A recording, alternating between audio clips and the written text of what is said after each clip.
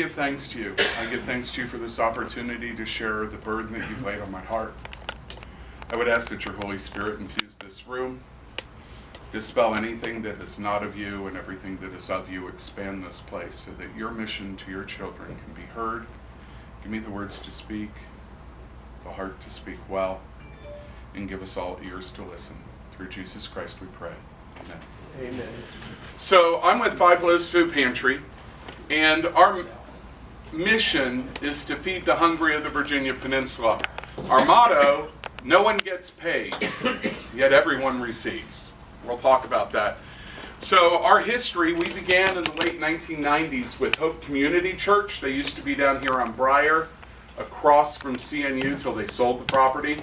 Then they moved down on Harpersville at the Mosaic campus. I came on board in 2009 and I was told, so your ministry is either going to be bookkeeping or the food pantry, whichever one Janet doesn't want. I got the food pantry, and I went out for 3 nights or 3 weeks, and I came back after each one shaking my head telling the abbot, it ain't gonna work.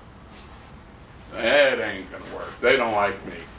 I'm a white guy. Most of them are black. They're the reason that I'm the reason. It ain't gonna work. And he just kept sending me back. It's now been 10 years. In 2011, the monastery became under my direction, and Five Loaves continued, and the food pantry moved away from the church into the monastery as a ministry. It continues that way today. We are a 501c3. We are a corporation with a board of directors. So Five Loaves Food Pantry is a ministry of Livingstone Monastery. It's unique in the city. You cannot have a standalone entity for a food pantry. You know, when you can go up and down the road, you see all the thrift stores. You can't do that with a food pantry. By law, it's an ancillary ministry of a church.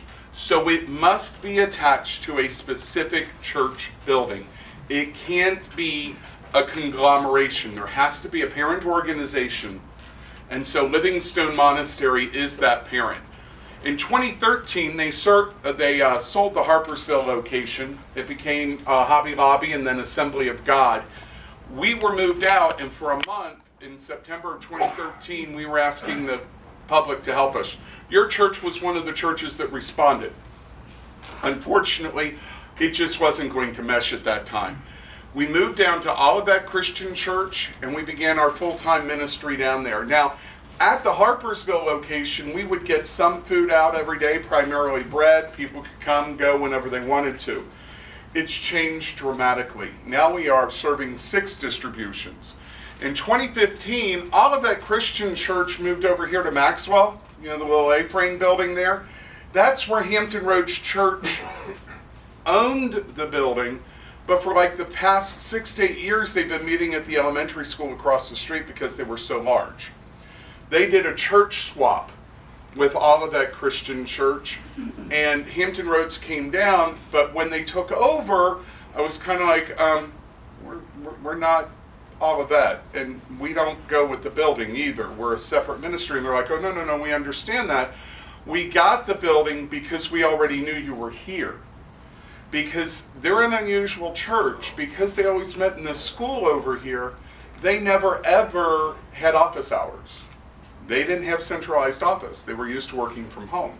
Well, for those of you who have ever worked at home, do you ever want to go back to an office again?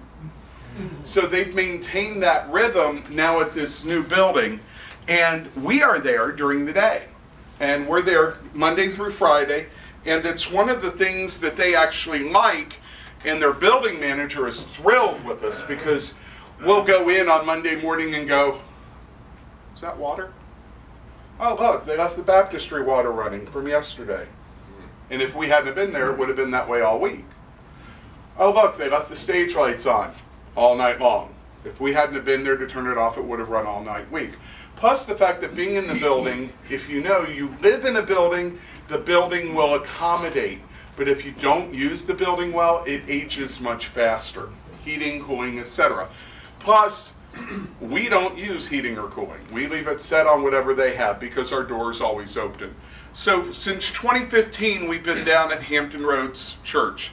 Now, who am I? Well, folks, my testimony is something different, but I am a convicted drug felon. I spent 3 years at Federal Correctional Institution, Beckley, West Virginia. And it was during that time that I renewed my relationship with God and devoted my life to Him.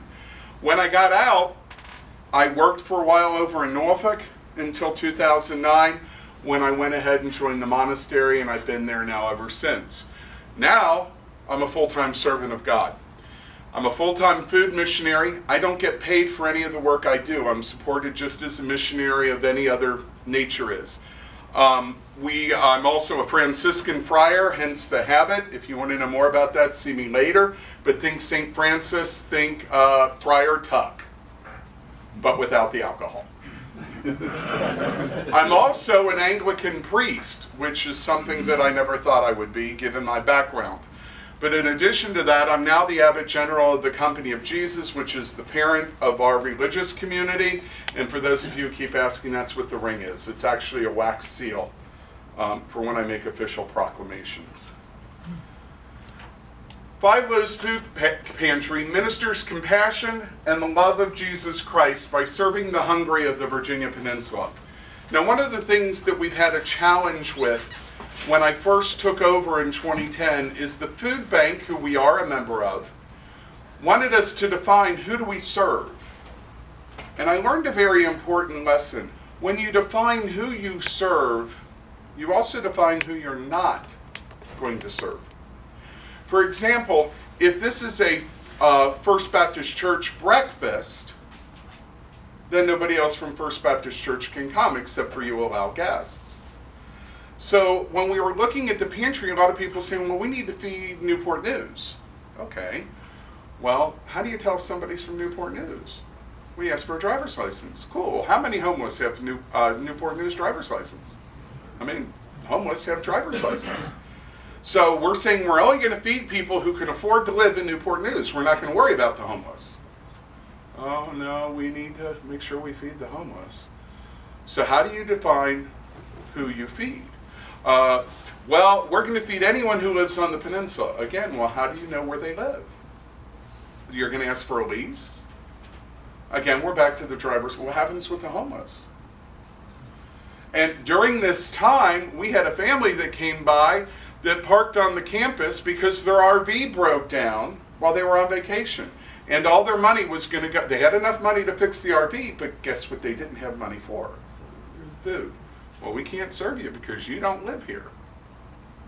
So we spent a lot of time doing this, and it took a 12-year-old to speak up and say, Brother Tim, can't we say we just feed the hungry? And all the adults around the table just looked at each other, and of course you heard, out of the mouth of babes.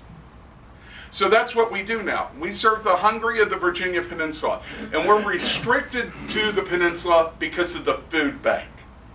Just as a real quick, food banks cover every inch of the United States. If you have a zip code, you can plug it into the website, feedingamerica.org, and they'll tell you who your food bank is. All right? In Virginia, we have 7 food banks. Some states only have 1. All right?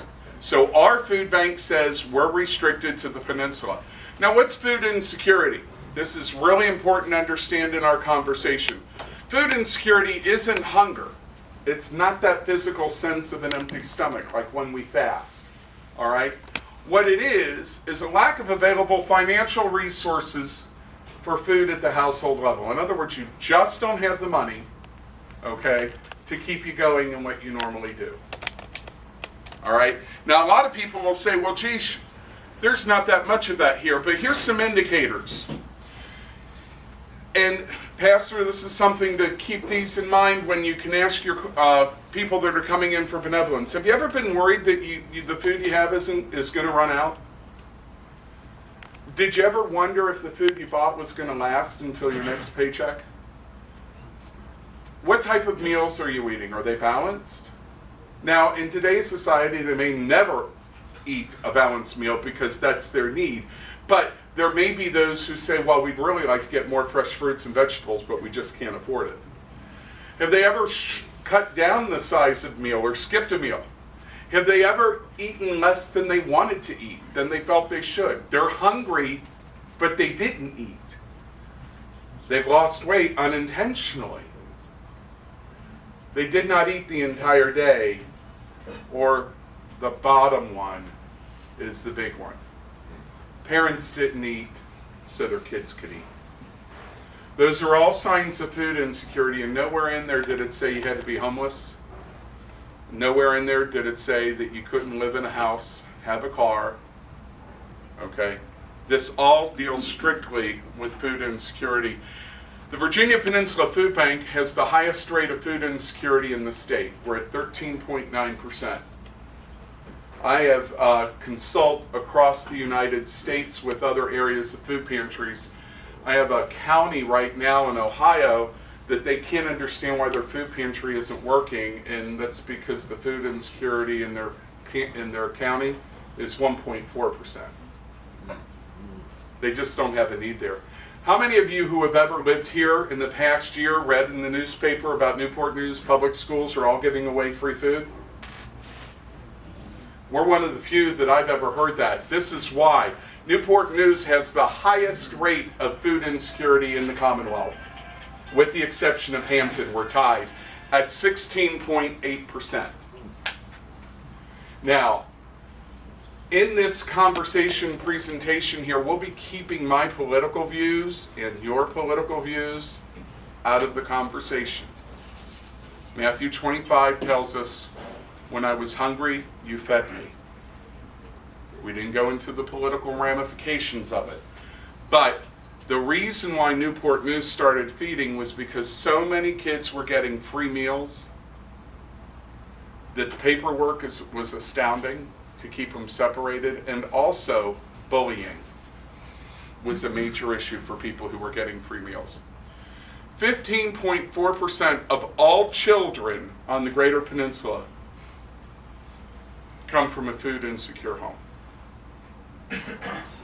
If you were with us Tuesday night, I told you, do not be surprised if you see somebody you know come through our line.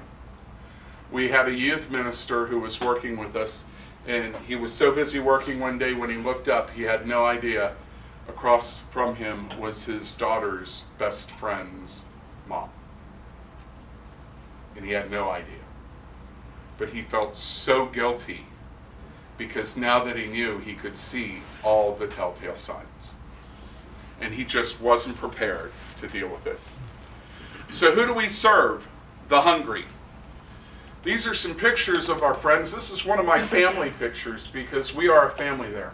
Those of you who were there Tuesday, hopefully you realized this isn't a distant third-party relationship. We're family. We laugh together, we cry together, we sing together, we eat together. And all out there, I can point out various people. We have a gentleman there who's a grandparent who has custody of his 2 kids and works full-time, but because he's got his grandkids, he qualifies for food assistance. We've got somebody up there who had emergency cancer surgery. We have students. We have every sort are in my family. Some of them were great, some of them are not. Now, this happens almost every day of the week during our food distribution. I have a collection of kids. Moms come in. We give their kids suckers. They sit down. We chill. Mom goes shopping. We don't babysit. They babysit themselves. This is part of our pantry distribution. Now, one of the things that we do is we try to keep people anonymous. So if you see me, and I've been so trained in this, if you see me in a grocery store and I ignore you, it's because I ignore everyone. And here's the reason why. Clark and I see each other. Hey Clark, how you doing? Oh my God, he's going to the food pantry to get food? Because that's what they see me as. So we want to respect the people that come to our food pantry. But these people have all let their faces be seen. If you go to our YouTube, we have a video. I didn't want to play it for you today, but on YouTube, you can go to 5 Loaves Food Pantry. We have a couple videos where you can actually hear these people give their testimony about what the pantry does. Notice that we've got 2 anonymous faces. We'll get into that in a moment. Who do we serve? We serve the old and young. We serve singles and families. 36% of the people we feed are grandparents with grandchildren.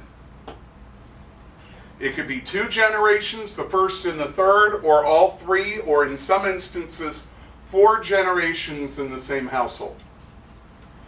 A number of years ago in Norfolk, about 10 years ago, they were working on their housing project area. And as they were getting to relocate people so they could rebuild, they were amazed at how many generations had been living in the same unit. One had been there for 5 generations. We take care of the working and the looking for work. We take care of the able-bodied and disabled. We take care of Republicans, Democrats, or independents.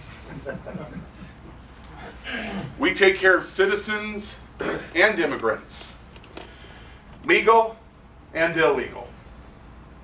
Personally, I have my own convictions, but I don't remember anywhere in the Bible where Jesus says you only feed your citizens.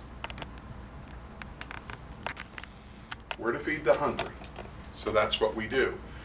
English is a second language. We have Hispanic, Arabic, Swahili, and deaf people all come to the food pantry. I am now functional in Spanish. I am working on my Arabic, not well. Swahili, we're having a translator help us out. Now, I can tell you that the people that come, we might have illegal, I don't know, I don't ask. We do have a large number of State Department bona fide refugees. They're brought over here legally. It took them up to a decade to be able to get in. We have a couple of families that are Swahili, and one of the families came over. It was interesting because I got a partnership with the Church of Jesus Christ of Latter-day Saints. They met a family who was a member of their church over in Tanzania. The father was a general in the army in Congo, and when they got overthrown, the family, he and his wife at that point moved to a Tanzanian refugee center. They spent 10 years there. They have 9 kids. Guess there's not much to do in a refugee center. And when they boarded the plane, the husband had to hightail it because they were still after him. So he, last I heard, he's still somewhere in the bush. The family comes over here. Now, one of the things that people don't realize is that the family has to pay for their own flight. They sign an IOU. It's about $2,000. Okay, so there was well over, actually it was more than that because it was $28,000 that mom had. The moment she stepped on the ground in the United States, she had registered a $28,000 debt that she has to somehow pay. Her eldest daughter was 18. She got her own debt. And when they came here, they're under the government help under Commonwealth Catholic Charity for 90 days. At the end of 90 days, they're supposed to be acclimated. Well, this was a mom with 9 kids. She didn't have a chance to go to ESL classes or anything else. 3 months later, at the 6-month mark, they didn't renew any of her documentation because she didn't know she had a mailbox, much less be able to read what was in the mailbox. So everything started getting cut off. She ended up going to a grocery store, and she was speaking in Swahili, and one of our regular clients, who is an American citizen, but also is fluent in Swahili, heard her and said, "Look, we need to go see Brother Tim." Brother Tim started partnering with the Church of Jesus Christ of Latter-day Saints. We had to find a translator, but I called up to Congo, and I called up to the embassies of Congo and Tanzania, and both of them said the children are not our citizens, so they're kids without a country. And we navigate those paths for them. When do we serve? We're open Monday through Friday. We do fresh perishable fruits and vegetables at 10:45. There is no until. We can't say we're open till 1 when we run out of food by 12:30. So this is the time our clients must be there. We take new people to the head of the line. Recurring clients, we do this neat little thing called the bingo ball system. Clients were showing up as early as 6 in the morning to get first in line. We had a gentleman who worked at the shipyard who would drop his mother's chair on the front step on his way home from third shift so she could be head of the line. That's where all of our fights ever happened, was they cut in front of my, Brother Tim, he cut in front of me. Brother Tim, I was here, I put a bag down. We did away with it. Now we do bingo balls. At quarter till, we walk out with a big bucket of bingo balls. I reach in, hand you a ball. You're 1 to 75. Find your place. Works out really well. It's being adopted throughout the nation. Now, here's one of the neat things. Here's your number. You're 75. Oh, well, I'm not going to stay then. Well, guess what? You must not have really needed food. Okay. Tuesday evening, we do shelf-stable food in meat and a hot meal. That's canned food, dry food, and meat. And we're open at 5:30. We say until 7, but we don't advertise that. On that one, we actually have to close because we can't handle it. We'd be there all night. What do we serve? Everything found in a grocery store or in your garden. Fresh fruits, vegetables, canned, box food, bread, pastries, milk, yogurt, butter, cheese, eggs, frozen entrees and dessert, meat, beef, chicken, pork, lamb, and prepared meats. If you see it in a grocery store, we can get it. Not saying we will, we can. But here's some pictures of some of the food that we have that's out when we do our distribution. Look at our bread rack. We get bread from Panera. There's our dairy cooler, bakery, deli sandwiches. These are our food partners. These are all people who donate food to us on a regular basis. I'm certain that many of you are going to recognize many of these logos. Food Lion, we pick up from one store 5 days a week, and then we have 4 other stores that we pick up throughout the week. Little Caesars, we pick up twice a week. Longhorn Steakhouse, Olive Garden, we pick up once a week. What do you get from Longhorn? The best steak trimmings you could ever want. I don't know if you all know this, but Longhorn actually cuts your steak before it comes out to you, so it looks like that perfect size it should be. And then they were throwing that meat away. Well, when we were at the monastery down here, we used to boil all that down. We separate it out with that hard white fat. Throw that out. You got the gelatinous. We went through, sorted it a little bit, mixed some cornstarch, beef tips, and gravy. It's the most popular item on Fridays that go now. Trader Joe's, we pick up from them twice a week and when needed. Commissary, we are the only authorized food pantry by the Assistant Secretary of Defense authorized to pick up at the commissary. We pick up there 3 days a week. The commissary is a very interesting relationship because they get no benefits by giving us food. All the other stores get tax write-off. They do not. They love us, we love them. Who are our partner churches? Well, Denby Christian Church, Denby Church of Christ, Manna Church, Huntington Mennonite, River Cross Anglican Church, Olivet Christian Church, Chesapeake Community Church,